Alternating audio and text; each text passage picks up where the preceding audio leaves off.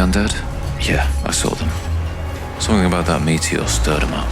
Lads in town say it's a piece of the Chaos Moon, more sleep. Don't know if I believe them, but something about it feels wrong. Evil. Clearly means something to the Shamblers.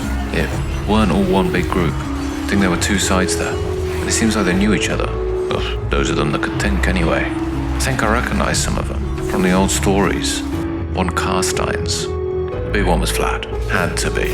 Heard he fought like a demon. Well, that's what I saw. They also say he died 100 times in the Vampire Wars. Sounds true, looking at that face. His wife was there too, Isabella, all powdered up, looking like one of those noble ladies from a distance. Had no place on a battlefield. Well, I thought that until I saw what she could do. She'd call out. This red smoke covered her. But now, I don't think it was smoke. Then the wind would hit. Again, red. Nothing about it was natural. I could hear the screams from 50 foot away, but it weren't the skellies or the ghouls screaming. No, it was that wind. Like there was ghosts or souls or something trapped inside it. We'll never forget that sound. I don't know what they were fighting over. Something to do with the meteor. There are a few groups of them. Seemed to act on their own.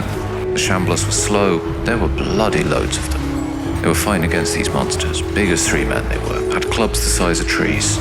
Zombies didn't seem to mind though. They just kept going and dying. Seems that was the point. Keep those monsters busy, or the vampires took the hill. Tell ya, I'm glad our lords don't send us to die like that. Reckon they probably do that in Bretonia though. They had these knights. They looked human enough until they got closer. Grey skin they had, and blood-red armor. Something about them didn't sit right with me. I've seen them Reiksguard knights tottering about on their high horses, shouting and hollering as they go.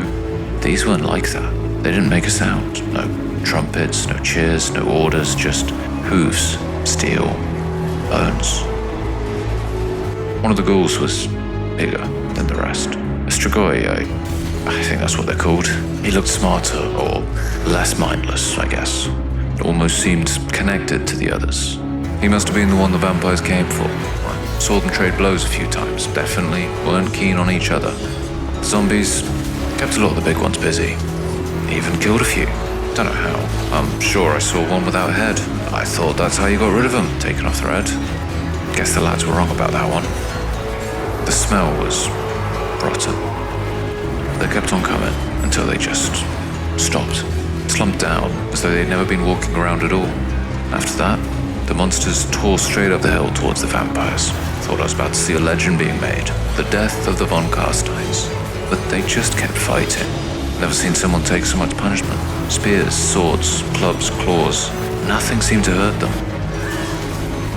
The big one, Strigoi, he fell first. The vampires cut through the monsters like butchers with a sickening thud of metal on me.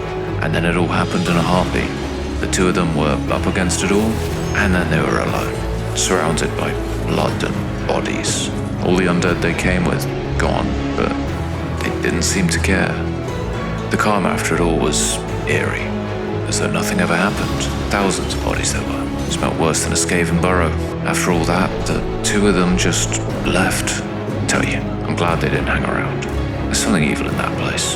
Shouldn't have gone there at all, and I won't be going back. I can't stop thinking about it. Keep falling into these trances over it. Someone nicked my shoes down the market. Didn't even notice. Right off my feet. Anyway, I don't want to talk about it anymore. I just want to forget, but I don't know how. Tell others what you heard, and make them keep away from that meteor. It stirs up the dead. Wish it never went. I'd still have my shoes if I didn't.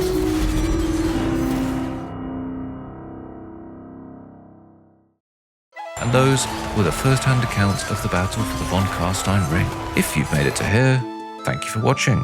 My name is Willis, and this video was a bit of a weird idea I had. What would the world of Warhammer look like through the eyes of a peasant? Let's call him Barnabas, and we can all be happy that I scrapped the idea of giving him an accent. This was a fun little video to make, and if you want to see more stuff like this, let me know in the comments. I have a feeling this won't be the last battle Barnabas sees, or the last time he has his shoes stolen. If you want to see more narrative Warhammer content, I've got other bits and bobs on the channel with more coming soon. Subscribe to stay in the loop. Once again, thank you for watching. I've been Willis, you've been great, and I'll catch you another time for another story.